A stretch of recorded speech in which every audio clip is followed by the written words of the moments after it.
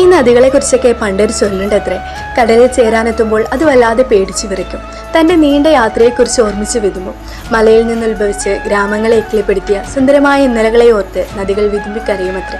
ഇനി സമുദ്രത്തിൻ്റെ നീലിമയിലേക്ക് സകല അസ്തിത്വവും നഷ്ടപ്പെടുമെന്നോർത്ത് പാവം വല്ലാതെ കരയും. പക്ഷെ അവൾ മറന്നു പോകുന്ന ഒരു സത്യമുണ്ട്. അവൾ അനന്തമായ ഒരു സമുദ്രത്തിൻ്റെ ഭാഗമാവുകയല്ല, മറിച്ച് അവളൊരു സമുദ്രം തന്നെയായി മാറുകയാണെന്ന സത്യം. നദികൾ മാത്രമല്ല, നമ്മളിൽ ചില മനുഷ്യരും ഇതുപോലെയൊക്കെ തന്നെയാണ്.